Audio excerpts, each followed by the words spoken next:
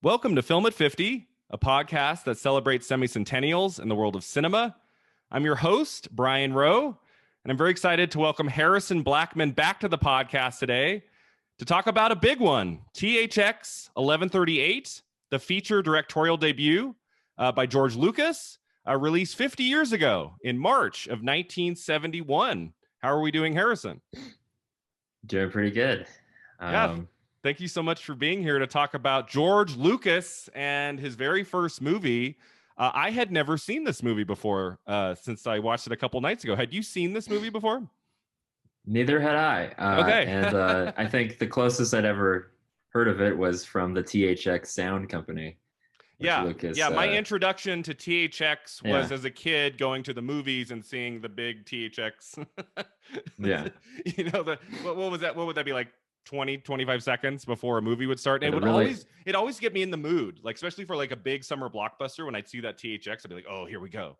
I was always like scared of it. Yeah. Yeah, I don't know when those stopped. I feel like it was maybe around 99, 2000. But I remember when I was a kid, it was, I mean, even like a quiet drama, it would play before it started, Yeah. So of course, George Lucas is known for Star Wars, but he made two other feature films outside of the Star Wars universe as a director.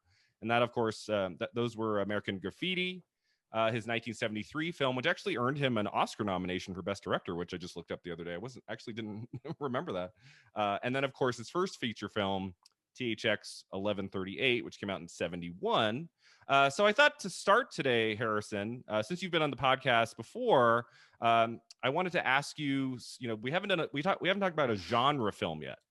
So, science fiction films, what's your kind of take on that genre? And do you have any favorites in that genre that you really enjoy that you come back to more than once? Yeah, I think sci-fi is pretty broad. A lot of it gets folded in with like the horror or thriller. Yeah. Mm-hmm. Like genres. Alien is kind of like both. It's kind of hard to just say it's only science fiction and not horror. Some of them are both. Yeah. Yeah. So I really like The Thing, the Carpenter, The Thing, not the other ones. There's two others. There's the 50s, the 50s film. And I believe 2011, there was a third one, which I never saw the third one. Right, but that's also a horror movie in which an alien is picking people off one by one. I also like the really visual sci-fi movies. So I think Gattaca or Blade Runner both use actual famous landmarks in interesting ways. Like Blade Runner uses the Bradbury Building in downtown LA, and they make it look horrible, even though it's a beautiful place. And then which of the like 17 versions of Blade Runner do you like the most? I'm not a big fan of the unicorn cut, the final cut, but I think that's the best version. But okay, the final cut that came out more recently. If I could re-edit it again and just take out the unicorn, the Blackman cut. Yeah, then it would be perfect. Yeah, Ridley Scott, that's for like the next decade, he should just give the film to everybody, all of his fans, to make their own versions. Yeah. I think the only version I've seen is the final cut. I believe it came out in 2007 because I saw it in a theater in LA. I remember it played for a few weeks and I went and saw it in a theater. You've never seen the versions with the awkward Harrison Ford voiceover? I think I looked up like clips on YouTube after the fact to like see what some of the differences were, but I believe I've only seen the final cut. Yeah. I think the first time I watched, I saw the theatrical cut, which has the awkward voiceover that Harrison Ford clearly is having he doesn't enjoy recording this voiceover. He's just he's like super mad in the booth, like, okay, I'll do it, but I don't want to be here. And there's this final scene where like they leave the city, Harrison Ford and Sean Young, and they're driving in the woods in like a futuristic car, not a flying car, just a regular car. And Harrison Ford's like, yeah, she's a robot and maybe I am too. It's like something really like something that really like a studio executive said, we need to let the audience know what's happening here. Yeah. Something that when we'll go into the background of THX 1138, but when the studio executives, when the higher up saw the cut of the movie, they were like, no. They were not happy with this movie before releasing it. What about Star Wars? What's your? I mean, that's kind of what George Lucas is known for. There's 9 films in the main kind of saga, and then there's some other films, and there's The Mandalorian, and there's all these things, comic books. Like, how big of a Star Wars fan are you? Did you grow up into Star Wars or no? Yeah, I mean, I was really into Star Wars growing up, and it was exciting when the prequels came out. Mm-hmm. And then it was really until you saw them when the sequels came out. Yeah, well, like it's weird how they've aged, right? And now that I know more about movies, I can see like in Phantom Menace, it's all like a reference to Ben-Hur. Yeah, and you're like, huh, Seven Samurai, and you're like, okay, there's cool visuals here, but yeah. I'll never forget sitting through Attack of the Clones and just being like, this could be better. Like, I feel that one's really bad. That's my least favorite of the 9 is Attack of the Clones. I feel like Phantom Menace, is the most hated of all 9 because I think it's the best of the prequels, actually. Oh, really? Okay, interesting. Yeah, that'll be a chat we'll have at the end. At the very end of our episode, we're going to talk about our favorite films directed by George Lucas. He, of course, produced a lot of films, including the Indiana Jones movies and Howard the Duck. And Radioland Murders. He's made some like kind of obscure films throughout the years as a producer, but he's only directed 6 films in his long career, and only 2 of the 6 are outside of Star Wars. So we'll get into that a little bit later. But just to kind of get us started, I want, for those of our listeners who might not have seen this film before, I was like vaguely aware of that it was like a dystopian, futuristic movie. I knew that Robert Duvall was the lead. I'd seen some clips from it before in film school, so I was like, I kind of knew a little bit about it. But for those of you who might not have seen it yet, here's just like a brief summary of what THX 1138 is about. And it's 1138, right? Not 1138. I don't know. I guess it could be either one. But so this film tells of the dystopian society where humans live as emotionless droids. Sexual intercourse is prohibited. Love is prohibited. Mind-altering drugs are mandatory to enforce compliance, and people don't have human names. So our main character is THX 1138, played by Robert Duvall. He has concerns early on about the bleak world he inhabits, and then really wants to make a change soon after having sex with his roommate, LUH 3417, played by Maggie McComey. And they stop taking the drugs. She becomes pregnant. He is ultimately arrested, put on trial, where he's sentenced to prison alongside a former co-worker, SCN 5241, played by the great Donald Pleasence, one of my favorite actors, who THX filed a complaint against. THX and SEN managed to find an escape with a hologram actor, a great actor, Don Pedro Colley, who plays SRT 5752. Eventually, THX is on his own, and he must make the escape himself through the use of a vehicle and the world's longest ladder that stretches towards the sky. Will he break out? Will he make it? It's kind of like the through line of this movie. Will he escape this miserable place? So that's kind of like the basic summary of the movie without giving away the very, very end, the last shot, right? That's the only thing I didn't give away. Yeah. But anything else I'm leaving out? Any like, I mean, there's like the holograms that they look at for entertainment. That's kind of like their television. And there's a HAL 9000 that he talks to, he like confesses to, and it's very like, buy more stuff and you'll be happy, kind of that creepy android thing. And Robert Duvall, he works at like a factory that makes these android cops. Yes. And isn't there's like a work accident, like somebody dies and nobody really cares, they kind of look the other way. It's like, oh, that happens occasionally. Yeah. But yeah, they're very emotionless throughout a lot of this movie, right? Like there's not a whole lot of like anger, but through the main character's eyes, we start to see him very subtly kind of changing throughout, wanting to get out of this horrible place. Yeah. So that's kind of like the main synopsis of the film. But this is more of a film to experience, right? It's not one to just like go down the list of this happens, this happens, this like it's a film. It's very short, right? Was it 85 minutes? I mean, this is short. And it's, yeah, I feel like it's more of like an experience of a film than it is one like a 2001 A Space Odyssey where, well, let's go down the list of everything that happens. But so I have some background information on the movie I'd like to share before we start talking about, you know, kind of our thoughts on it. So I don't know how much if you looked up anything about this, Harrison. So this started as a short film. George Lucas was a student at USC Film School in Los Angeles. And in 1967, he made a 15-minute short film that's kind of like a glimpse of what we would get in the feature film. It's available on YouTube. I watched it a couple nights ago. And there's actually a couple moments from the short film that are translated almost like shot for shot in the feature length movie, which is kind of interesting. You don't see that all the time. But it won an award, and the film got the attention of some people, including Francis Ford Coppola, who in the 60s, you know, sometimes I think of like Coppola's career started with The Godfather in 72, but he was directing feature films as early as like 65, 66. Like he made 2 studio films, one of which is a musical called Finnegan's Rainbow. And then he made this like indie film in 69 called The Rain People. And he actually brought George Lucas on set to be like his assistant and like record a documentary about that movie. And Robert Duvall is in The Rain People. And that's where George Lucas met Robert Duvall on the set. They became friends.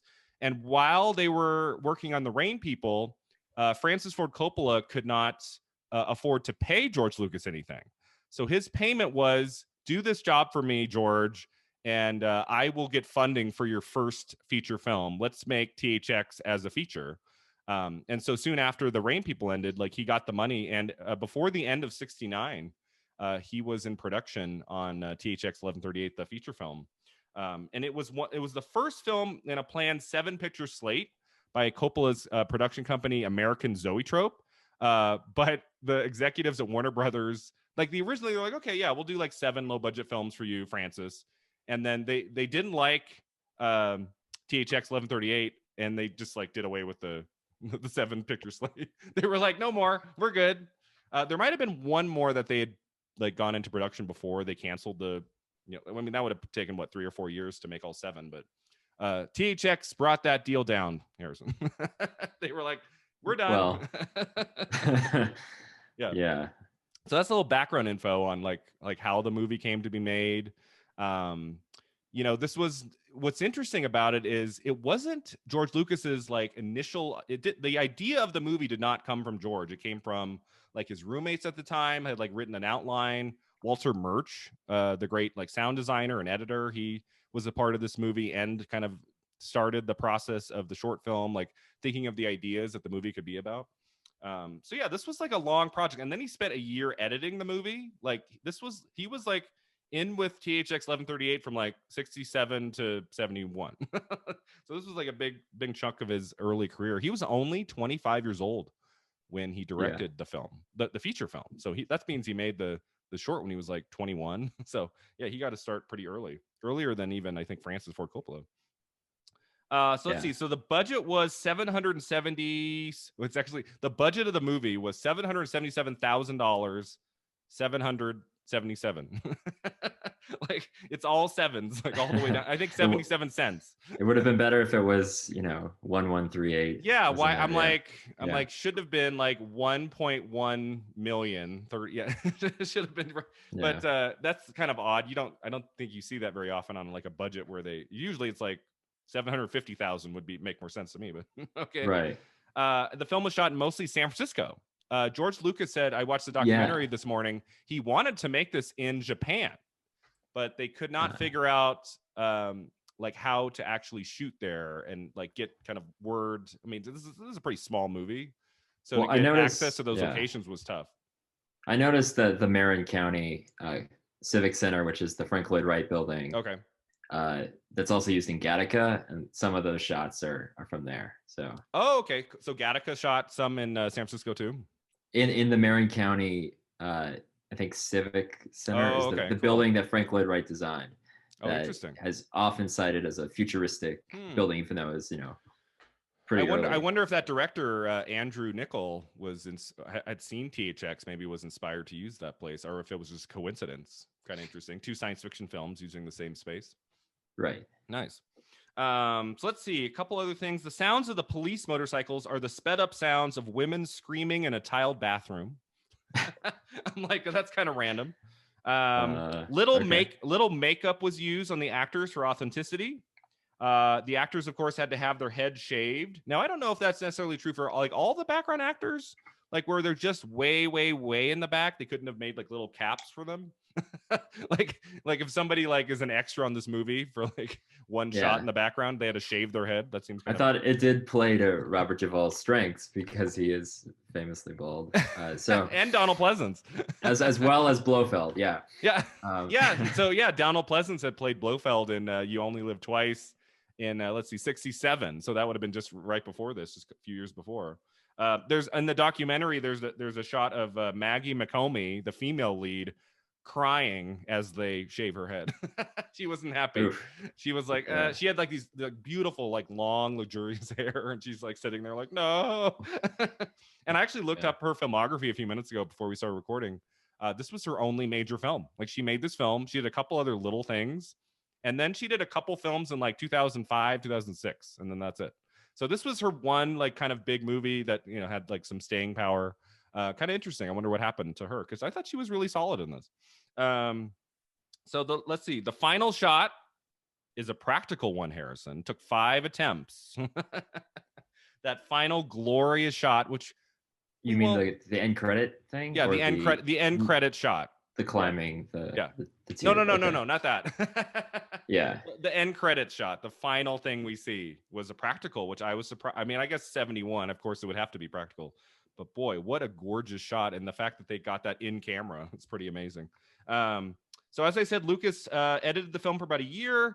Upon completion, producer Coppola took it to Warner Brothers. They did not like the movie. They took it from Lucas. They cut 4 minutes from the movie. I guess it could have been worse. It could have been a Magnificent Ambersons, the Orson Welles movie, where they cut like 45 minutes or whatever it was from that movie. It's only 4, so he got away with it wasn't too terrible.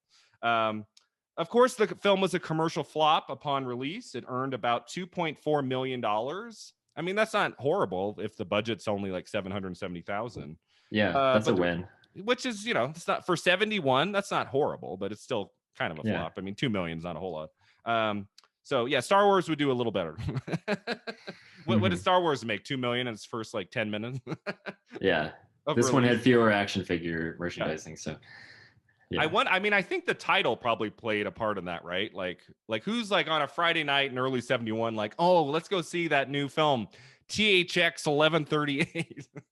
I was thinking about it this morning. I'm like, if Star Wars, let's say in Star Wars, Mark Hamill, his character's name was THX 1138, and that was the title of Star Wars from 77. Would it have been as popular? This midi-chlorian count is off the charts.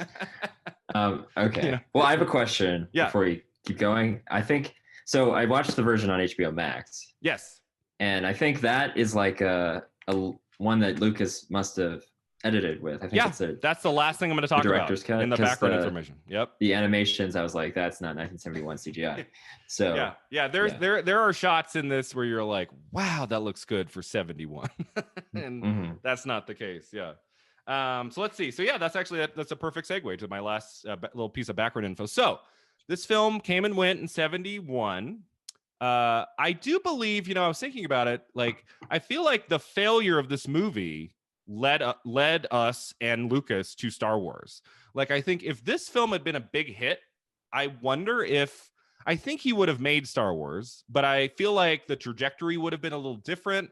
He might have made Star Wars earlier with a different cast. I mean, I feel like the failure of this movie at the box office and with a lot of critics, I think it kind of woke him up like, oh, okay, I'm going to go do popular films. Like, I'm going to tell like stories that really entertain. Because American Graffiti 2 years later is a like total 180, right? It's like just a really fun rock and roll 50s people movie. Have names, people have names, like, and I think if I remember, it wasn't in the documentary, but I want to say I heard or read somewhere like he was convinced by his friends, his filmmaker friends like Coppola and Spielberg and some of these people, like, go make an entertaining film. Like, don't do a second feature film that's like this. That's like really kind of abstract and experimental. Like, go make a like a crowd pleaser, and that's what led him to American Graffiti. And then that film was a huge success. He gets nominated for Best Director at the Oscars, big at the box office. So I think then he's like, okay, let's do another science fiction movie, but let's make it more of a crowd pleaser, more of an action film and entertainment. And I sometimes wonder if THX had been successful, if he'd been like, oh, okay, I'll make another film kind of like this, and we would not have gotten Star Wars, at least in the version that we ultimately saw. It's kind of interesting. Yeah, and you can see, I think Lucas is a master at taking and repurposing like older film ideas and remodeling them. Like American Graffiti is really like it's like an American remake of E. Vitelloni, the Fellini movie. Oh, really? So I know the story behind Star Wars, is that the Hidden Fortress. It's like a Kurosawa film that he took a lot of the same elements. Yeah. So American Graffiti is based on a foreign film too? Well, or inspired after I watched this Fellini movie, I was like, oh, American Graffiti is really just this. This is it. So the same way that Hidden Fortress is like pretty much 1-to-1 the original Star Wars. And then Lucas took the idea of his roommates, like Walter Murch. He took their outline idea. So he's never made a film that was just from his own head. Well, I think they're inspired by.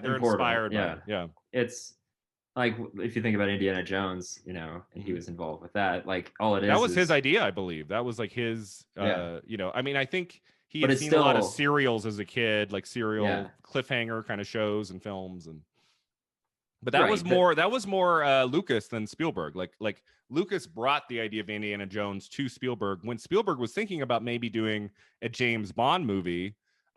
Lucas said, "Hey, I have something better. Let's do Raiders of the Lost Ark," and I think they made the right choice. Yeah, but like that, even that is still it's referencing this older material and updating it. Like Indiana Jones' look is modeled after Charlton Heston in the Heart of the Incas or the Heart of the Andes or something. Yeah. So I think he's really good at taking these older things and rehashing them, remodeling them, and making them more popular. So yeah, there's nothing wrong with that. What are there 7 stories or something I've heard? Like there's 7 stories to tell that we just tell over and over in different ways. So if you take inspiration from the greats, from masters of great storytelling and kind of make it your own, I think that's all the good for it. I think George Lucas, as you say, kind of the master of doing that, and it has had a successful career because of all of these elements as he's brought into his work. Though, he didn't quite get there with THX because it does feel like Fahrenheit 451 and like Brave New World like thrown in a blender. Yeah, and I wonder. He made the short film in '67, so he was already kind of introducing himself to this material. But I feel like there was a little bit of 2001: A Space Odyssey, just in terms of like the tone and the pacing. And I wonder, since that came out in '68, early '68, I wonder if Lucas had seen that film and had been a little bit inspired to tell his story by just the way that Kubrick made 2001. I'd be curious to know. They didn't talk about it at all on the documentary, but this is very much a time where 2001 is like this really important science fiction film. So I wouldn't be surprised if Lucas had taken some notes like, oh, okay. Although this film is much more like bleak and kind of like the look of THX is a lot more just like. Is 2001 a happy movie? Yeah. I think there's more joy actually in 2001: Space Odyssey, if there can be joy in that movie. The apes feel joy, but the apes. Yeah, that's what we could have opened up this world. We'll get into the apes, the monkeys. Oh, there are also apes in this movie too. Oh my God. Okay. Yeah. So we'll get to that.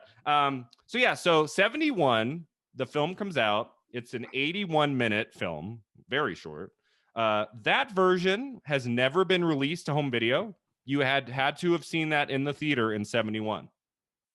In 1977, after the success of Star Wars, a new version of THX 1138, I believe with the 4 minutes restored and maybe like a little bit, like they restored the print a little bit. That came out soon after Star Wars, thinking, oh, the fans will come see my other movie, but it didn't do so well. They did release that version to home video in the 80s. including VHS and Laserdisc, and that was like the way to watch it at home for a while. But the only version available today is the 2004 director's cut, which, like his Star Wars trilogy, adds new scenes and CGI. I guess they even like spent a day shooting a couple things for the 2004 cut. The film's PG rating from 1971 was reversed to an R rating for the 2004 version because there's like, a little bit of sex and nudity, I guess. I don't know. That seems a little extreme. I feel like PG-13, I guess, but like, I don't know anyone watching this who's going to be scarred by, oh my God, I let my child watch this. I think this movie doesn't need to have an R rating. Yeah, I don't think the child would get it. He talked about they worked for about 2 years on and off, because in 2004 he was finishing up Revenge of the Sith. So 2002, 2003, like he's working on Star Wars. So it obviously wasn't his main focus at the time. But I guess over the course of 2 years, they went back in and restored everything. And then they added some new shots. There's a shot towards the end of the car where the camera like spins around. And I'm like, that's not 71. That's new.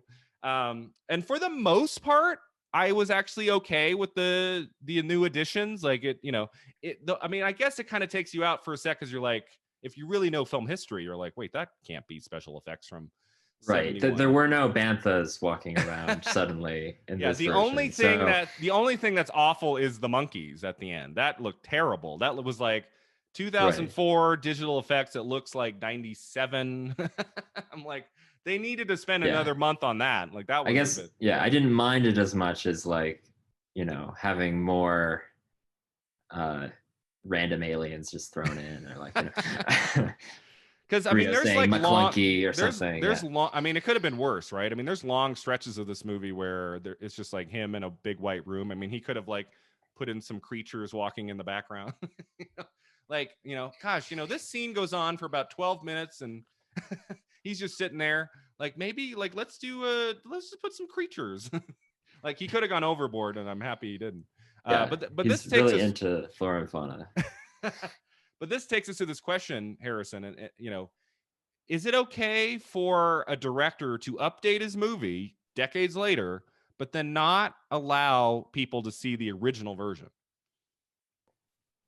Yes. You're on board with that? You're okay with that? Well, I think the problem is that I think choice is better, right? Yeah. So kind of like having lots of Blade Runners, right? Like Blade Runner, you can watch any of the versions, right? Are they all available somewhere and like on DVD or Blu-ray? Pretty much. And like, I watched The Godfather Coda, the re-edit. Yeah, I haven't watched that yet. 3. Is it really different? It's better. It's better. It is better. Because like, how? Godfather like, what 3, did he do? Well, basically, he just cuts down Sofia Coppola's screen time. She's just now in like 10 seconds of the movie. He just like cuts her out. She walks into a scene, says hi, and leaves, and then that's it. But they do some other things. They refocus the Vatican plotline, and they really put a focus on Vincent, the Andy Garcia character. So like, are there new scenes we've not seen before, or it's just it's just edited in a different way? It's edited, like scenes have been moved around, scenes have been compressed. Oh, interesting. Okay. I think it's really interesting. I think this is like, that's one way where you can make a movie better. Yeah. Okay. But we have access to the original Godfather 3. It's not like that's a race. Yeah. So I guess that's the one thing about Lucas where he tends to put all of the older stuff in the vault, and then we're stuck with Boba Fett sounding like a clone trooper and that kind of thing. And that like that song and dance number in Return of the Jedi, where like that CG 97 CGs like wailing on like that song, like that's the only way to watch Return of the Jedi right now. You can't watch it without that moment. Or the Jabba the Hutt in Star Wars: A New Hope, like with Han Solo. Right. Like that scene is like in the newest version, right? I feel like with Disney Plus and some of these streamers, they should have like an option. But like that is, I mean, THX 1138 is one thing. Like the original cut of Star Wars 1977, is that not available to watch anywhere? That was never released a DVD or anything, like the original cut? That's crazy.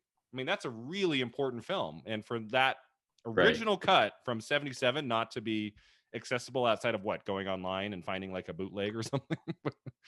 That's disappointing. I feel like some of these directors have updated their films. James Cameron has done it for like Aliens and T2. He did like some really cool director's cuts that added 20-30 minutes of footage, and those were great. But yeah, you like I have want to watch The Abyss for longer. I want to watch The Abyss for 17 hours. Keep it going, James. Yeah. But then to release it in a way where you have access to both, and if you want to just watch the original, like let's see, Spielberg did a 20th anniversary cut of E.T. where he added digital effects of E.T. that look awful, and I think he even recognized like a couple years later, like, let's go back to the original. And I feel like I don't even know, like I have ET on Blu-ray. I don't think it even has the 2002 cut. I think it's just the original. So yeah. So Spielberg's like the opposite. Like, okay, I'll update my movie, but then after 02, like nobody should see this anymore. Yeah, I'm all for re-editing, but choice is probably better. Like the Kingdom of Heaven director's cut is way better than the I've heard that. I have cut. not seen the director's cut. I think I saw. I don't even know if I saw that movie. Like I know I didn't see it in a theater. I might have rented it, but I keep seeing like that. There's a really cool longer director's cut of Kingdom of Heaven. Yeah, and then it does more interesting things. And that movie, Scott is like referencing Lawrence of Arabia and all this stuff. So. Oh, cool. And it's like an hour longer, right? Like it's a big chunk of scenes that are put in.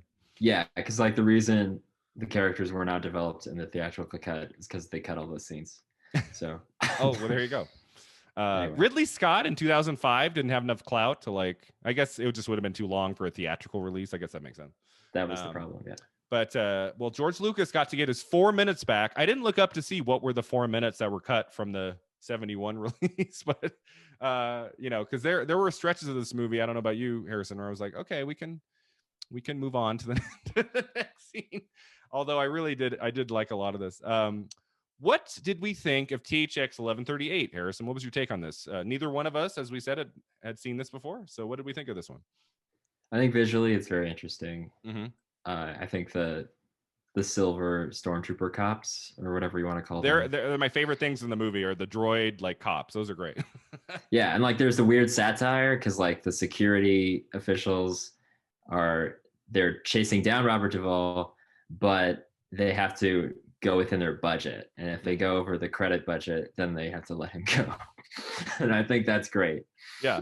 So so I don't know how much of like input George Lucas had in the actual design of those figures. I feel like they were probably mostly Lucas's ideas for how they should look, but they are striking, and especially at the end when they're on the motorcycles, it's fantastic. It's one of my favorite parts of the film for sure.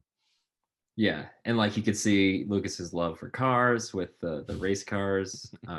Yep. Like part of American Graffiti is like him referencing himself because he was like a race car driver or an aficionado. Yeah, I would. So, I mean, vehicles play a significant role in every film he directed, right? I mean, even the prequels. Yeah. I mean, we have that long chase in Phantom Menace, or that what's that called when the little boys the pod race and the pod race in Phantom Menace. So yeah, I feel like it's a part of every film. It's like this idea of the vehicles being center stage in a lot of scenes. I mean, we even get it here at the end of THX. Yeah, and Duvall and Pleasence are really good in this movie. They don't have a lot to do, but yeah. Robert Duvall is doing his best with what he has.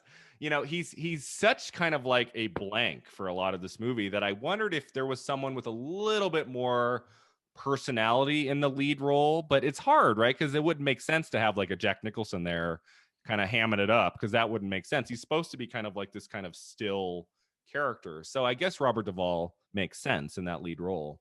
I felt like I wanted a little bit more emotion from him in the last third, like just something like really like he has just a moment where he screams or just like I wanted a little bit more life from him. We get a lot more life from Donald Pleasence, from Maggie McComey, and from Pedro. Yeah. Don Pedro Colley, who just shows up and breathes some life into the movie towards the end. And a lot of life. Duvall kind of plays it all as kind of one note, wouldn't you agree? And even at the end when he's really getting close to escaping, that we finally get to see a little bit of emotion on him. But I wonder if, on the set, Lucas was like, pull it back, Robert, pull it back. You're emoting too much. I don't know. Yeah, I don't know if I don't blame Duvall. No, yeah. No, but, he's one of our great actors. He's fantastic. Yeah. He has a great look, and I mean, I enjoy him in pretty much anything I see, and even in this where he's a little bit more quiet and reserved. There's just not a lot to work with because his awakening isn't caused by himself. It's because his flatmate girlfriend LUH she removes the pill, right? And that wakes him up. She swaps the pills. And so everything he does is kind of passive in the movie, and there's no real adversary. There are the robot cops, but there's no in 1984, Brave New World, there's always the guy who's in charge who confronts the rebel in the society. So we never see that. So there's a lot less tension if there's no adversary clearly defined. Yeah, I wrote that at least once in my notes. I feel like the movie needs a little bit more suspense, more tension. It doesn't necessarily need to have more energy and faster pacing. 2001 is one of my favorite films. It can be kind of slow. But I felt but there is a villain in 2001. Hal is the villain. Hal 9000 is so such a memorable villain in Stanley Kubrick's film. And I feel like you get little snippets of that here, but you don't have a really intimidating presence in this movie. You're just kind of okay, a lot of white rooms. Let's get him out of here. But yeah, I wasn't super rooting for Robert Duvall in this, hardcore, I might have for maybe a different actor in that lead role who had a little bit more charisma in this kind of a genre film. I don't know. Well, his motivations aren't really defined in the movie. It's I need to find LUH, but then she's dead or something. And then it's just, oh, well, I'll just leave now. There's no urgency. So if you had Harrison Ford or Tom Cruise in this type of role, they would be Yeah, if you had a very young Tom Cruise in 1969, how old would he have been? If this was made a little later. Yeah, a little later. Yeah.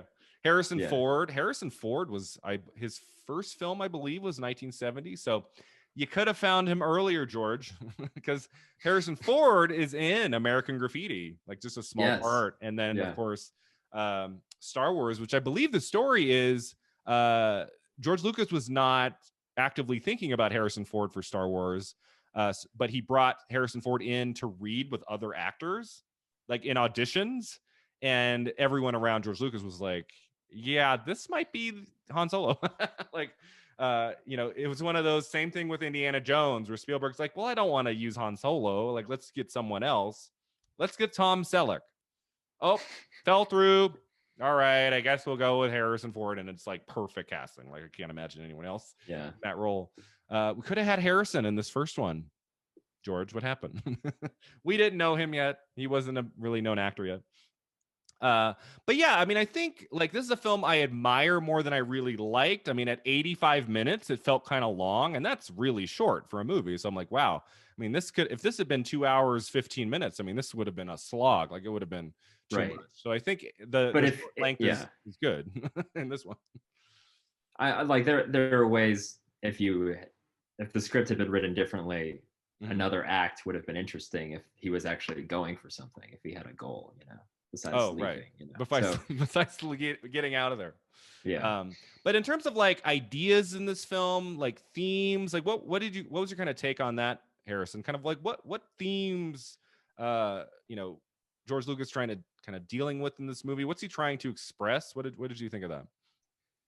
Well, it's similar to Brave New World in 1984, where the state is figured everything out for you, and you are a prisoner. And in 1984, it's all about the main guy has Winston has a love affair, and that's taboo, and that ends everything, right? So it just felt like it was quoting that, and I didn't think it was really going beyond the basic idea that the government is oppressing these people. It has controlling this fake religion that they talk to that felt like a Brave New World thing, where they have this picture of a Jesus-like person who's telling them to buy more things and avoid industrial accidents.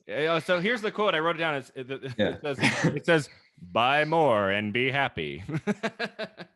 Which I feel like it's still today, whenever you turn on the TV, if you have commercials playing, buy this and you will be happier. Look at everyone in the commercial. They're the families. They're walking through our furniture store and they're smiling and they're so happy to be looking at these refrigerators. There's like still like an element of that in our society now, right? Like in advertising and marketing and things like that. For sure. But not quite as sinister as 2001 or THX 1138, right? Buy more and be happy. Yeah, it's like, it's not profound because it's like too baldly stated, right? Yeah. But right. And then it's also like he doesn't even buy anything. Like, I don't see how there's a consumer culture. Does he ever purchase anything in this movie? Is he like his apartment's pretty IKEA. It's pretty spare. Yeah, so they got the hologram. Does he have like a sofa that he sits on, watches a hologram? Or was it a chair? I don't know. He didn't have very much. He didn't have like a pact. It's not like, Fight Club, right? Where Brad Pitt's like, stop buying all this crap we don't need. I feel like, the setting, like his apartment or whatever it is with his roommate, it's pretty stark. There's not a whole lot in there. But yeah, I mean, something that they talked about in the documentaries I found really interesting was like this idea in a lot of his films is kind of like, you're stuck in this place. In American Graffiti, you're in a very small town, and Luke Skywalker is in this like the middle of the desert. He doesn't really have any purpose or friends. And it's also in THX, like this idea of like, you're in this place, you kind of feel a little bit locked up, like you're a prisoner, and you got to break free. You got to get out. George Lucas, like he did not come from a Hollywood family. Like his dad had a job way outside the industry, something not super exciting. And, as a kid, George Lucas probably thought, wow, becoming like a film director probably wasn't something that could be made real to him, but he was able in his own life to kind of break out of the little town he grew up in and become, one of the most, one of the biggest directors, producers, moguls, in Hollywood history. So his story, he has a great story there. And then I feel like it is kind of like thematically linked to all of the films he's at least directed. Kind of interesting too. Yeah. Did you ever thought of that? Like it took a documentary to tell me that. I'm like, oh right. I was like, what's like thematically linked between his 3 first films as director? Because they're very, very, very different. But there is that idea, like you're kind of stuck in this one place, and there's a big world out there for me I want to go explore. That's kind of an idea in all 3 of his first films. Like it takes 3 to make a pattern, right? So yeah. That's true. And then after Star Wars, he was like, no more directing for me. Right. But yeah, American Graffiti, which you told me by email, that you're a fan of that film a lot, right? Like you enjoy American Graffiti. Well, yeah, it's an interesting film for me because my dad, when I was a kid, would play the soundtrack a lot. Oh, okay. And I bet that's a great soundtrack. Yeah. And then when I watched the movie more recently, I was like, oh, yeah, I know all these songs because my dad would play them all the time. Yeah, as a kid growing up, my dad would only play oldies music in the car on the way to and from whatever. And so by the time I was like in high school, like whenever that like one of those songs would come up, I would know every word like instantly. And so it was like harder for me to get into like newer music. Like it took me to like high school, college to really go, oh, there's more music than the 60s and 70s. All of that stuff, which I still love to this day, but I almost like know it too well. I had read about American Graffiti that Lucas modeled like the 4 men in that movie after different versions of himself at different ages. Mm-hmm. And because like Ron Howard is the guy who like wants to leave, but then he doesn't. And then Richard Dreyfuss is the guy who doesn't want to leave, but then does. And like there are all these different phases of what Lucas thought of his own development, and he put them in these different characters, which is interesting. He got such great cast for all of his films. I mean, American Graffiti. I mean, who else is in that? I mean, you have Harrison Ford, as I said. You have Richard Dreyfuss, and all of these great people. I think some of them would go on to do like sitcoms and things. But then in Star Wars, he gets like Alec Guinness, and in THX, he gets Donald Pleasence for his first movie. Donald Pleasence was a pretty big name in 1969, 70. So he definitely lucked out. A lot of great actors in his films, and that always helps, right? When you get really great talented people to be a part of your movie. in terms of his direction of THX, like what did you kind of make of like how he approached it as a director, the look of the film, the pacing of the film, and how it's kind of different than his other films? Like how did you approach that, like his directing job on THX? Yeah, it felt more involved than some of his other movies. Like when you get to the Star Wars prequels, it doesn't seem like he's very much interested in directing photography that much. And right? story. Well, we'll get to that. But like all these scenes in Attack of the Clones, Revenge of the Sith, are just two people walking around a green screen. Yeah. And so it's basically so George Lucas can hang out in a studio all day. Like, but I don't know. Like this one, it was like the camera, like we had interesting close-ups, rule of thirds, and the prison where the cops show up once in a while. Like that's all very spooky, and it's shot in an interesting way. It felt more European. Oh, there's beautiful shots in THX. I mean, yeah, even a couple where you can tell like they've remastered it. They've added digital effects in 04 where you see some of the effects like behind the windows. I thought looked really nice. Like it, it reminded me of the Fahrenheit 451 adaptation by Truffaut. Yeah, his only English language film, I believe. Yeah, 66 that came out. Yeah. So like mid 60s. I saw that in high school because I had to read the book, and then before I took the test, right? I was like, maybe look at the film. That never helped, right? I would always like look at the film version the night before the test, and then that never got me anywhere on the exam the next day.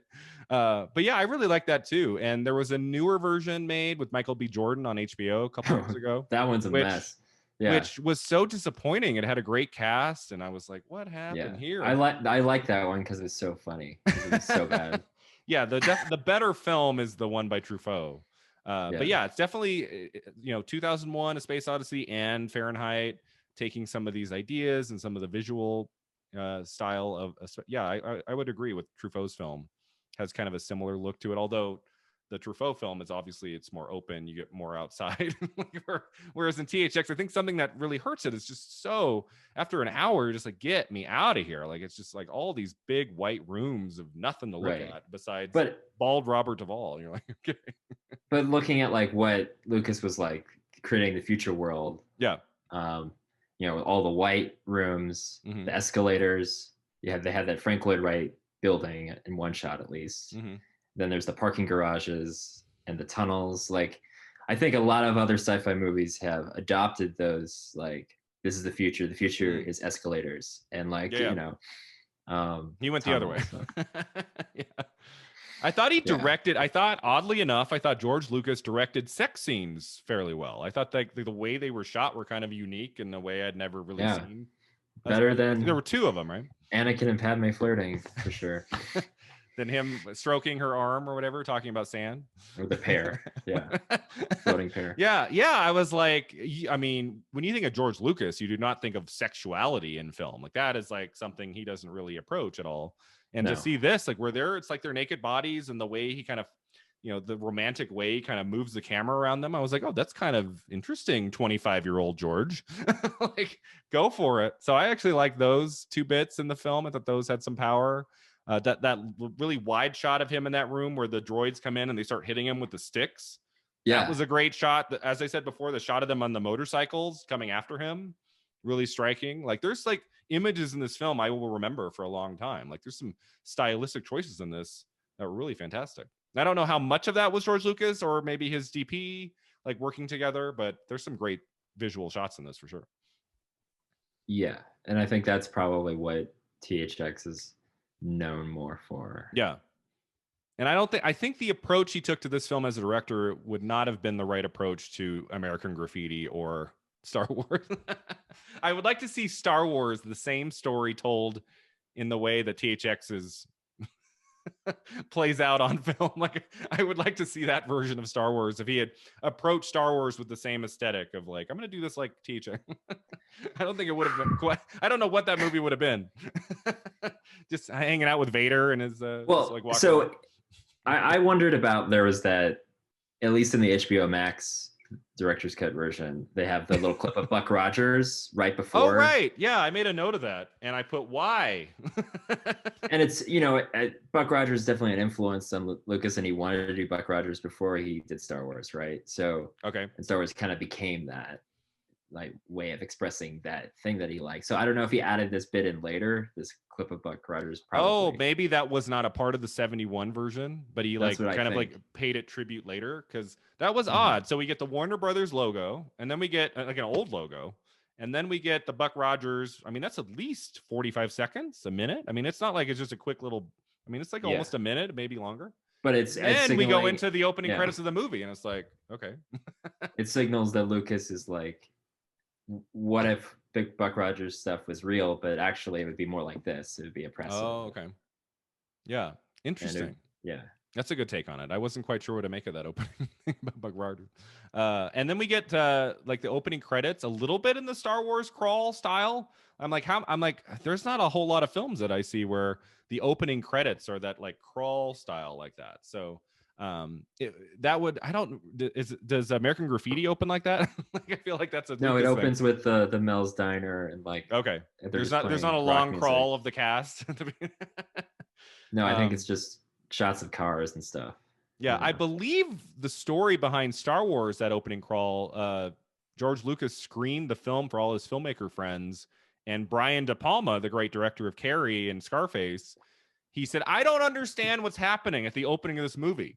You should have like an old-fashioned crawl, George, that tells the viewer what's going on before the movie begins. And well, Buck Rogers serials had those crawls too, right? Yeah. So it's something that he was familiar with. Yeah, interesting. Yeah. So yeah, I mean, I really admired his directing in this, and it actually made me kind of sad. Like, he goes on to do American Graffiti, a much more popular film, and then Star Wars, which is like this behemoth. And then he never directs another movie again outside of Star Wars. Watching THX for the first time, I was like, I feel like he had more stories to tell, like more low budget stories. And I want to say in a lot of the interviews he was doing for the prequels, he was like, yeah, like once I'm done with episode 3, then I'm going to take a decade and maybe make a couple smaller films and do some more personal films. And he never did. Like, he just never, I mean, even Coppola later in his career did 3 kind of smaller films like Youth Without Youth and Tetro. Like, he has the money, so he could have he could have just paid for the films himself, like put up a couple million and made like a smaller budget film.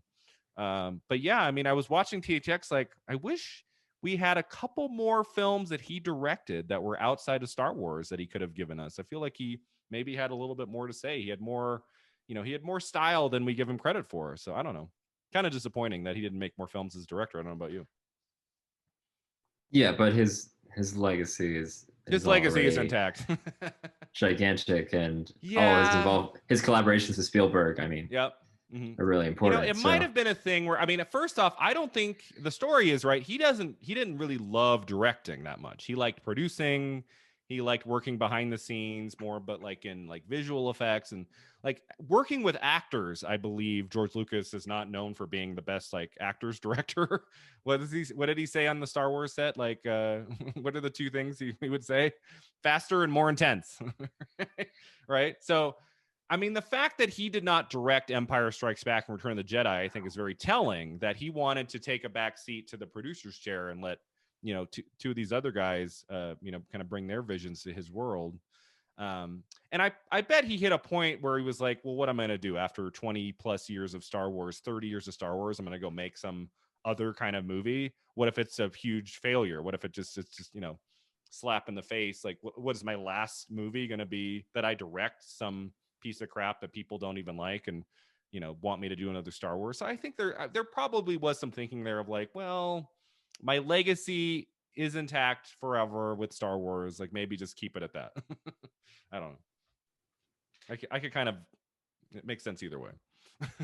But for me, I'm like, if I'm in his shoes and I have the power to make any kind of film I want as a director, take it, why not do it? Like, go for it before he gets too old. I don't know. Yeah, well, I mean, like David Lynch was offered Return of the Jedi, and there's a really funny interview of David Lynch where he talks about like George the Lucas meeting with George, and it's like David Lynch is like, I got this horrible headache as soon as he started showing me these things called Wookiees, and like, he's like, yeah, I can't do this. Yeah. So, yeah, I think the directors of Empire Strikes Back and Return of the Jedi, they were kind of like for hire, right? To like bring his vision, George Lucas's vision, to the screen. They were not coming in. Irvin Kershner, who did Empire Strikes Back. I think he wasn't coming in there with like a gazillion ideas of how to put the movie together. I think he was kind of like, he was there to work with the actors and bring Lucas's vision to life. Because I mean, it really was Lucas's baby, the whole, especially the original trilogy. Not so much the new trilogy, Harrison.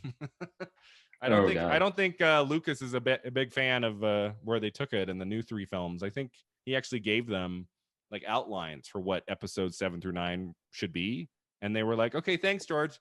Take your $4 billion. Bye."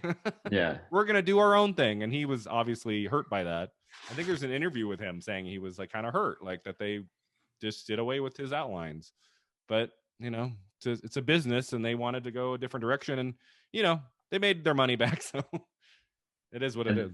Yeah, and they've kind of course corrected for the sequel trilogy anyway. So yeah, and I don't. The Mandalorian is probably the best Star Wars we've gotten. Oh yeah, I think the best Star Wars property we've gotten since 2015 is The Mandalorian, which showed that on the small screen, and you know, this kind of like episodic chapter nature storytelling, 8 episodes, 16 episodes, kind of a way to do it. Like you can introduce more characters, and the themes and the characters become more rich when you really get to spend your time with them. I mean, even the best of the new sequels, the new Star Wars films, it's so rushed, especially Rise of Skywalker. I remember sitting there half an hour in, I'm like, I cannot take a breath. This movie is just, it's got like 4 hours of story. They're trying to like jack into 2 hours, and it's like, geez, slow down, movie. Let me take a breath. Let's have a scene of just 2 people talking. Like, slow down.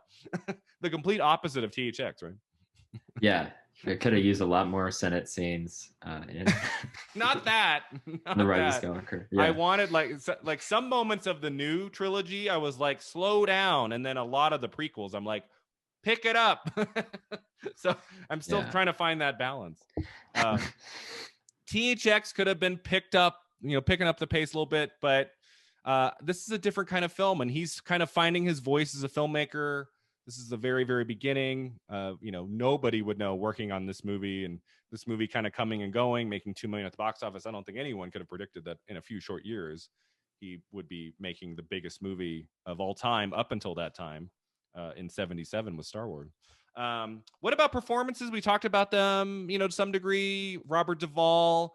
I'm like kind of half and half. Like I kind of feel like there could have been a better actor for that role, even though I love Robert Duvall. And in just a year after this, he's in The Godfather, so memorable, so great in The Godfather, where that film shows his charisma very much throughout that film. Whereas this one, I think it's not really his fault. He's just kind of like, this one would be better if he had killed the horse in the first 5 minutes. Yeah. That would have been great.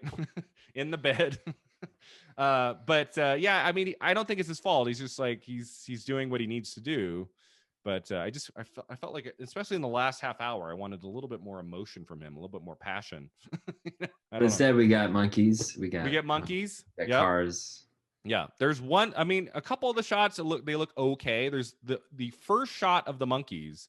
If you look on the right side of the screen, there's like a monkey, and it looks like, seriously, like really bad Nintendo 64 graphics circa 1996. And I'm like, George Lucas signed off on that shot in 2004. He said, yeah, that's good enough. I'm like wondering if like they got that shot past him, because I can't imagine he looked at that and was like, yeah, that's perfect. all good. Never have to work on this. Maybe in like another 10 years, he wants to come back to THX and do another version where he updates the effects even more. Maybe that's the idea. I don't know. The 2031 version. Oh gosh, Harrison, is he going to go back to all the Star Wars like again in the coming years? Like do it? He can't. He sold it. Oh, you're right. Yeah. Well, he sold it, but he, you know, maybe he still has the key to the back room, right? Maybe he can grab a hold of some of those older copies and. No, I think they gave him enough money to go away, right? I think he's like living the good life right now. I think he's relaxing. I'm waiting for the Kingdom of the Crystal Skull re-edit. Does he still have access to the Indiana Jones movies? Will they let him work on those? Right, I guess those are Paramount. Paramount. New special effects for Kingdom of the Crystal Skull. We need to update it. We need more scenes. Random Arabs in a Steven, let's get Steven, let's get together we'll do a 1-day shoot. Let's just do a couple new scenes for the Kingdom of the Crystal Skull. Yeah. Well, some more edition. Camels in Raiders of the Lost Ark in the background. Sure. But yeah, Donald Pleasence, one of my favorites. My favorite horror film is Halloween, so he will always be Sam Loomis to me when I watch him in anything, even The Great Escape, where he's much younger. I'm like, it's Sam Loomis. Because he would be Sam Loomis 5 times. He was in Halloween 1, 2, 4, 5, and 6. Are easily the best of the Halloween series, of course, which is Halloween 6, The Curse of Michael Myers, right, with Paul Rudd. That's the peak. It's all downhill after that one. Sure. I am, of course, joking, everybody. That's a terrible movie. Kind of fun though. I mean, I have like affection for almost all of the sequels. They're fun. But yeah, he's a great actor. He's done a lot of stuff. Like if you look up his filmography, he was a working actor, man. Every year he's got credits and he's doing lots of stuff. So I'm sure I'll see him in a lot more films throughout the 70s as we continue with the podcast. But he's not in the film very much, but when he's there, like he definitely... Yeah, it's a lifesaver because he's the only one bringing energy into the movie. Energy. Yeah. He brings some energy to Robert Duvall, who's just kind of staring at him. And staring off for a lot of this movie. Donald Pleasence definitely plays a little bit more of like a human being in this movie. Yeah, he's got a chaotic energy that it counters Duvall's blankness in this. Yeah, so. Exactly. And I thought the female lead was pretty strong. I felt like it kind of like the emotion came through just her face in a way that maybe not as much with Duvall in this, and kind of disappointed she didn't go on to make more films. I would like to have seen her in maybe some more just kind of contemporary dramas and things. Like to see her play outside of the genre would have been interesting. And then Don Pedro Colley, who also a lot of film credits and a really great actor. He comes in towards the end and he's also a great breath of fresh air in this. I thought he was really good. Yeah, and having a different type of because he's not human, he's a hologram. Yeah. That adds more complexity to the world, and it reminded me of what Blade Runner 2049 was doing with the hologram people. There are replicants, 4 replicants that are holograms. So absolutely, it's adding another layer. Yeah. He was also in Beneath the Planet of the Apes, just a few months before this came out. He was in that film. So he, genre films, he was welcome to be in them. Very good actor.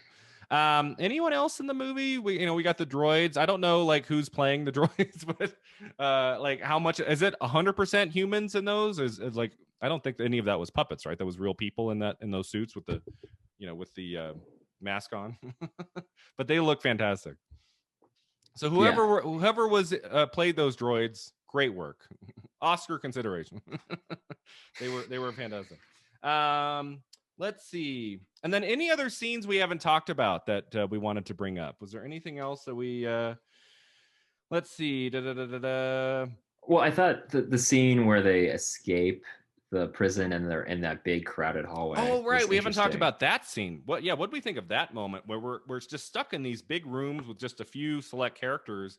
We finally get into this room that's just like this cattle. It reminded me of like a slaughterhouse of cows or something. It's just like people walking every which way. And I mean, I don't know how many extras were on set that day, but it's like a big group of people, not COVID friendly. Yeah, no, I thought that scene was really interesting, and that was when the movie got kind of exciting. Yeah, it's like now we're going into new territory. Yeah, it's getting weird. This is like a David Lynch kind of moment. I don't know what's going to happen. How would you define a David Lynch moment, Harrison?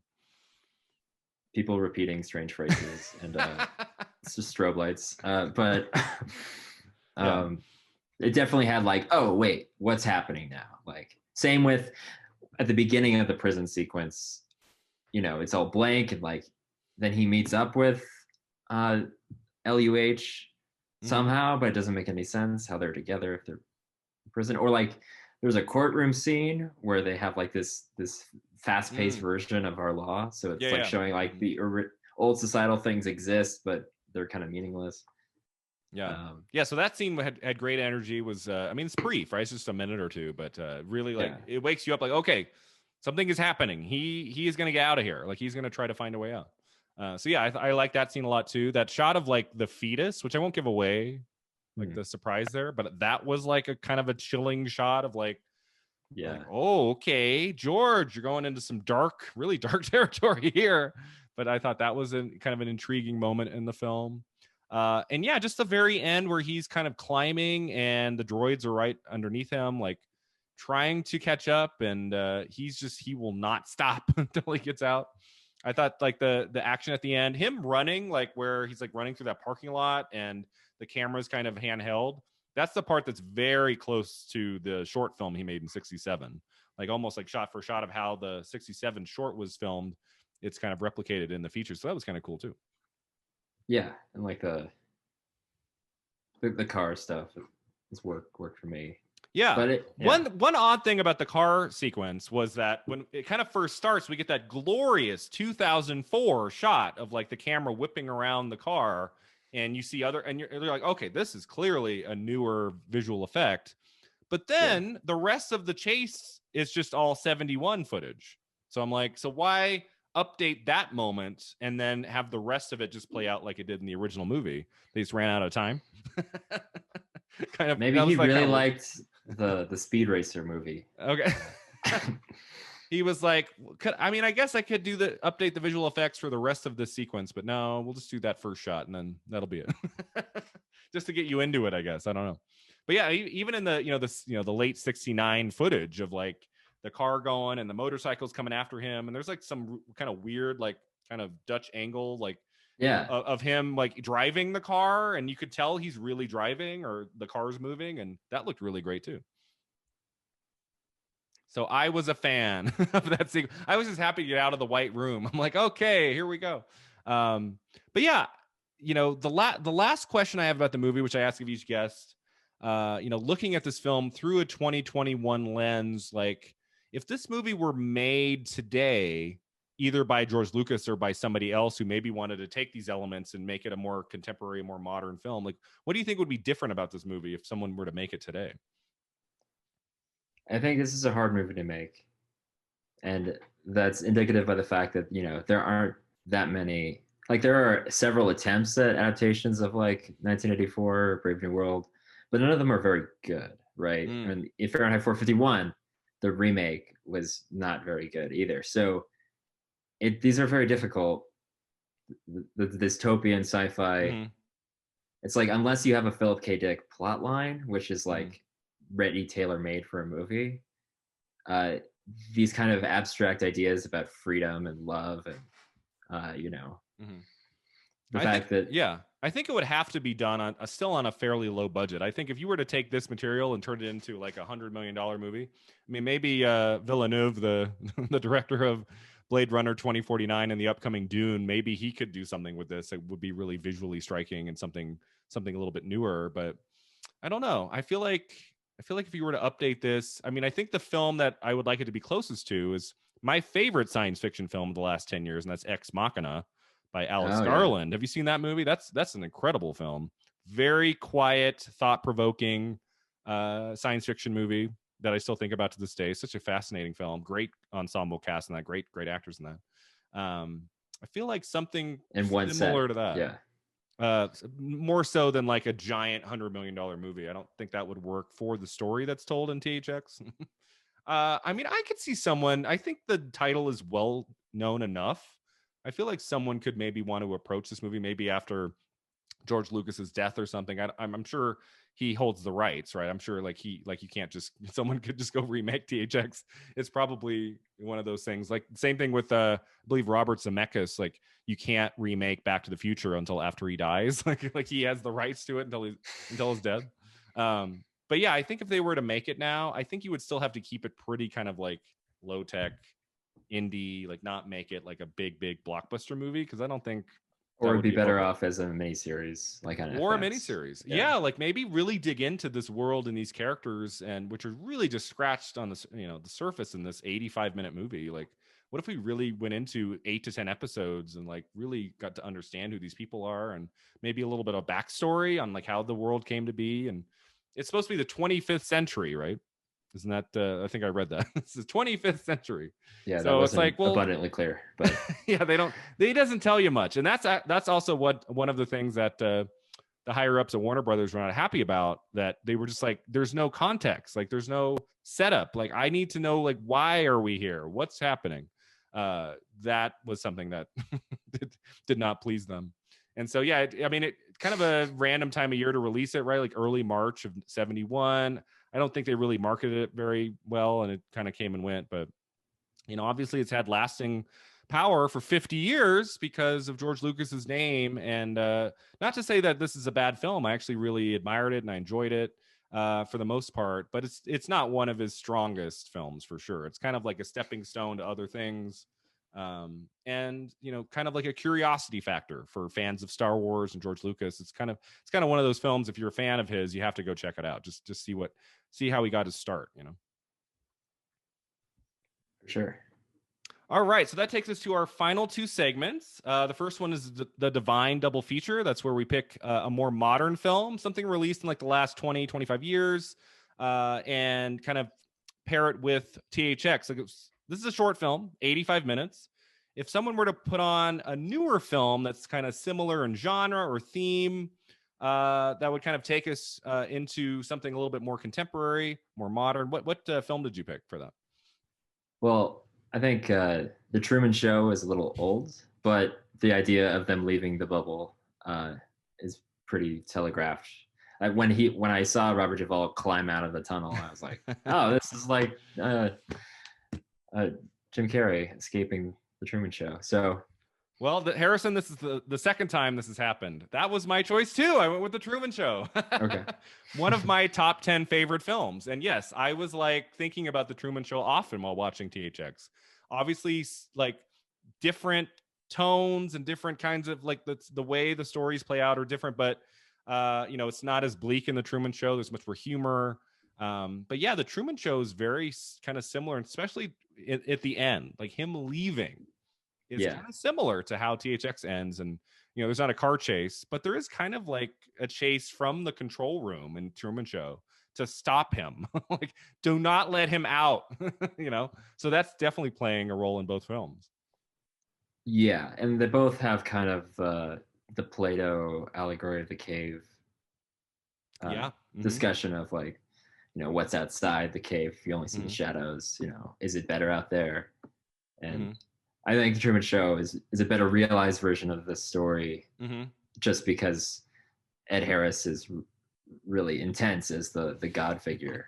Yeah, who does not come into the movie till like an hour. Like he's not in it pretty for late. a while. Yeah, a role originally played by Dennis Hopper. Dennis Hopper was hired. They filmed scenes and it was not working, so he was let go, and they brought on Ed Harris really late in the game. I think they were already well into shooting the Truman Show, and I cannot imagine that movie with Dennis Hopper. I think he might have been too villainous for that. I think Ed Harris was the right choice. Yeah, I think after Speed, his credibility as a villain went down. Oh, I love Dennis Hopper. Dennis Hopper is the ultimate villain in Blue Velvet and in Speed. Was in Blue Velvet, he's actually scary, but in Speed, it's like he lost his head, you know. So. Well, that's not Hopper's fault. Oh, I love Hopper. I like Hopper as an actor. He's great. Going all the way back to like Easy Rider and some of these. I'm sure I'll you know, see him in some things in the 70s. And then in terms of like science fiction, were there any ideas about like in the last 20, 25 years? Like I went with I'm not a huge Michael Bay fan. The Island. But I would go with The Island. The Island. I'm like, okay, here's the deal. Okay, it's not a great movie, but I feel like after 90 minutes of THX, we need to open it up to a little bit more of like a glossy kind of action-packed entertainment of a movie about similar ideas. And so, yeah, I would say I would recommend The Island would be kind of a fun one to watch after THX. You would not agree with that? That's fair. Like there's car chases and motorcycle chases in the Island too, but you can kind of see, okay, how has cinema changed studio filmmaking for like action blockbusters between 71 and 2005. You can definitely see how the medium has changed and audience expectations, right? And that's before Michael Bay got too reliant on CGI Transformer stuff. So yeah, there's basically two films of his I like. I like The Rock and and The Island. That's about it. The other ones I struggle with. Some of which I have not seen. Armageddon's great. It's hilarious. Oh, Armageddon. Nah, I mean, it's I mean, if like all the movies he made, that's probably the most like Michael Bayist movie. Anything's better with Don't Want to Miss a Thing. And it's just Liv so Tyler long. and Ben Affleck playing with animal crackers. Like that's right. Great. Rivaling the Attack of the Clones. Yeah. Love the romance scenes in Attack of the Clones. So yeah, Truman Show I would recommend. Like that would be the choice. One of my favorites. I showed it to students a couple years ago. A lot of the students had not seen it before and they really enjoyed it. And I think it still holds up 23 years later now. It came out in summer of 98.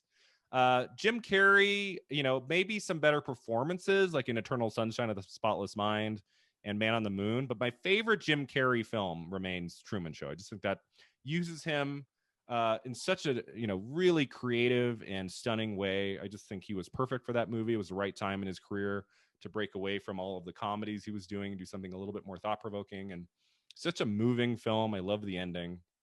Great movie. Check it out if you've never seen it before. If it's been a long time, I would even without THX, watch The Truman Show. All right, so that takes us to our final segment, Beyond the Flick. Let's talk about George Lucas as a director, Harrison. If you had to pick out of his 6 films that he has directed, what would be your top 2 or 3? Right, because the third is the problem, right? So the third, yeah. I mean, I think we can both agree that the original Star Wars and American Graffiti are his best films. What do you pick? What do you pick for the third spot? Well, it's not Attack of the Clones. Okay, and that would be at the bottom for me. That's at the bottom, but I also think Revenge of the Sith is not that good compared to. I think The Phantom Menace is flawed and terrible in a lot of ways, but visually and I think even story-wise, it feels more put together. Mm-hmm. Like it feels. It doesn't quite work. He had more time. He had more time to think about Phantom Menace than he did the other two, right? Because he started writing the new films, the prequel films, I believe, in '94. So he was like, he had more time on Phantom Menace than the other two, right? So maybe he could consider story a little bit more. But I think the ending is like it worked. The ending works. Mm-hmm. And like there are things about different parts of it that work.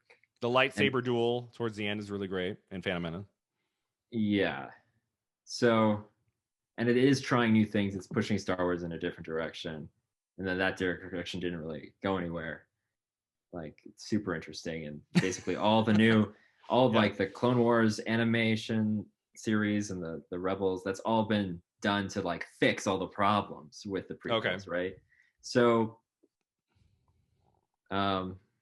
yeah, I didn't hate when Phantom Menace came out. That was summer of '99. I remember liking it. I didn't walk out disappointed. Whereas I walked out of Attack of the Clones like really disappointed. Like Attack of the Clones was just not only just really awkward kind of romance dialogue, very stilted, but then the action scenes, you can tell by Attack of the Clones, it's really just big warehouses of blue screens. Like and you can kind of feel it. You can kind of feel it in that film in a way you can't really feel it in Phantom Menace. Phantom Menace feels a little bit more organic in its visuals. Phantom Menace, the only like the major blue screen scenes are like when they're in Coruscant. And those scenes are definitely CG mostly, but all the stuff on Naboo, like and the Tatooine stuff, that all feels more real. Like they spent more time on the sets there. So, like Yoda is a puppet in Phantom Menace, but then he's digital in the prequels. That's always kind of strange to me. It's like it should have been a puppet all the way through, or digital all the way through the 3 films. Like we needed to pick one, right? But maybe the technology just was not readily available to him in '97, right? I think he shot Phantom Menace in '97, and then by the time he shot Attack of the Clones, they probably just were a little bit more advanced. He's like, "Oh, I'm going to make Yoda digital, so we can have a big lightsaber fight at the end, right?" With Christopher Lee, isn't it Christopher Lee at the end? some of that film has stuck out, maybe for the wrong reasons. This one is not even close for me, Harrison. I would put number 3, Revenge of the Sith. I think that's the best of the 3. So you think Phantom Menace is better. So here's the deal. The first hour of Revenge of the Sith is just okay. I think the last 45 minutes of Revenge of the Sith is way better than anything else in those prequels. I think from my point of view, the Jedi are evil. like for me as like a casual Star Wars fan and like, younger watching Phantom Menace and some of it's fun, and then Attack of the Clones being really rough. And I remember being in line for Revenge of the Sith, and I'm not happy. I'm like, oh gosh, I got to sit through another one. But I remember really like at the end being into it and like really could feel the emotion and the gravitas of what's happening and how it finally kind of connects us into the 4th film. Like I was really on board with that. And the final scene with Obi-Wan and Anakin fighting like in hell, like in the lava planet or whatever, like that scene is amazing. And kind of what happens in the end there. And not a great dialogue writer, George Lucas, but that final speech that Obi-Wan says to Anakin, like right after he's like, hurt him. Like, right. I think that's I have the high ground. Yeah, like it's good. It's generated a lot of memes. Yeah, it's that like that's better than when Natalie Portman says to him, what does she cry to him? Yeah, you're breaking my heart. You're breaking my heart. You are going down a path I can't follow. And it's like Natalie Portman, such a great actress, Oscar-winning actress. And she's trying. she's trying to get through Lucas's dialogue here to the best of her ability. So yeah, it's definitely a flawed movie, uneven at times. It's overstuffed. But the last 45 minutes, I felt like, everything we've watched since '99 in these prequels has all kind of built up to this last 45 minutes that I really enjoy. So if I had to watch a prequel right now, I would put in Revenge of the Sith if I had to watch one.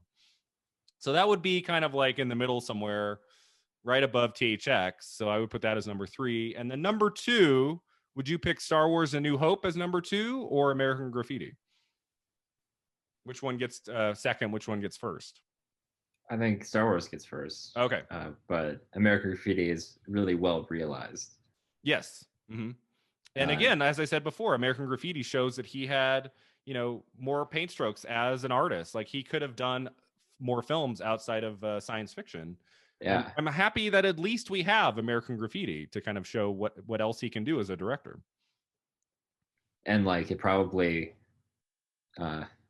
made Mel's Diner like survive this long. Yeah, exactly. So yeah, that's I have not seen that film, I want to say in probably 15 years. I think I watched it at some point in college, so it's been a long time. We'll obviously be getting to it on the podcast in 2 years, so I'm excited. I'll be watching that one again soon. And then yeah, so that would be my second choice. And I think it's kind of hard not to pick Star Wars: A New Hope as his best film as director. What does he do well in his first Star Wars film as director, do you think? Well, the pacing is really good, right? Mm-hmm. So it is very efficient. Yeah. And we understand stakes pretty quickly. And introducing such a large world in a short amount of time, mm-hmm. that's really hard. And like really tough.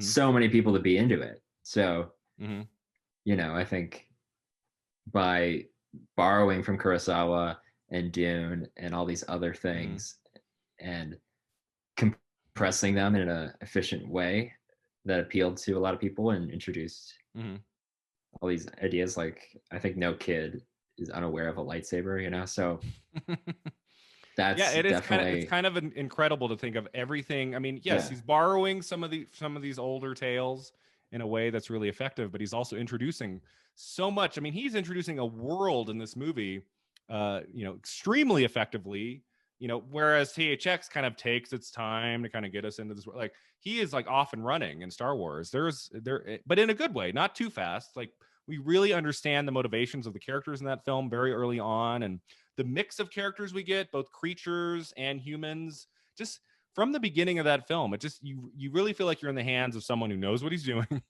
who's been thinking about this world for many years, and just a really just glorious story that makes you feel good. That's really fun all the way to the end. That last scene, Just a really fantastic film. I would put Empire Strikes Back right above it. I think that's the best. Yeah. I feel like a lot of people agree with that. I think that's the best of all of them. But I'd probably put the 77 Star Wars right underneath. That's the second best. I think those are the two best in that franchise.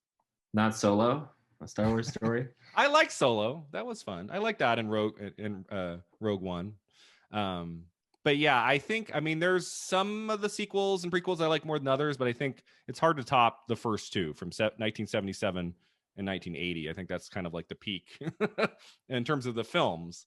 And then we have like The Mandalorian, which, boy, that season 2 was fantastic. Outside of maybe like 2 more fillerish episodes that I wasn't a huge fan. Like at least 5 of the 8 episodes of season 2 of Mandalorian, I was like, God, this is way better than any of the newer films. Like that last episode was insane. It was so good. I was like, wow, this is more exciting and exhilarating than Rise of Skywalker, which I paid $20 or whatever it was to go see it in IMAX on opening day. Or like, this is better. And I'm watching this from the comfort of my own home on Disney Plus.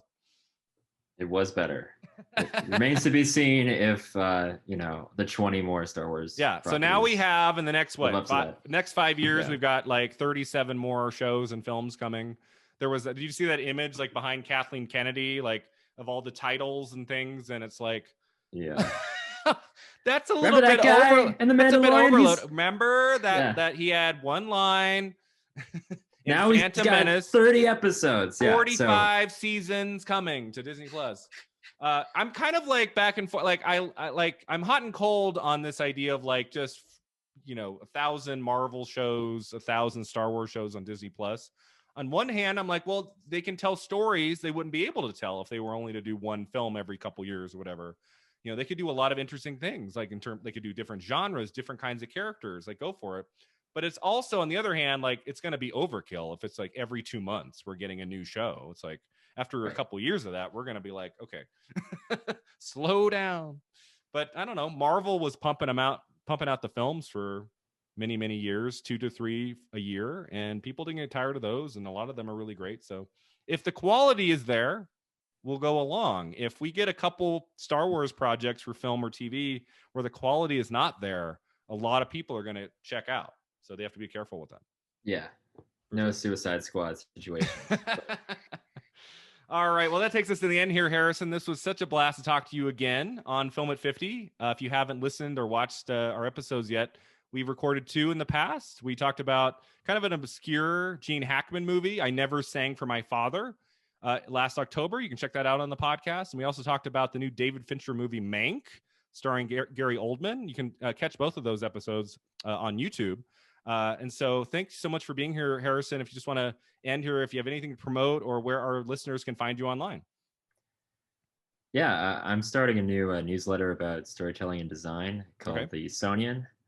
It's available, I think, at harrisonblackman.substack.com. It's probably going to launch in early 2021. So look forward to that. Awesome. Yeah. So we'll definitely check that out. And you're at harrisonblackman.com, right? Yeah. Cool. Yeah. So check out his work, everybody. Harrison Blackman, super talented writer. And thanks again for being here, Harrison. And thank you to all of you for listening to Film at 50. You can catch us on the web at filmat50.com, all the socials. And you can email us at 50yearsagoinfilm@gmail.com. Also check out the Patreon page, patreon.com/filmat50 for new bonus episodes every single month. And until next time, remember, 50 never looked this good.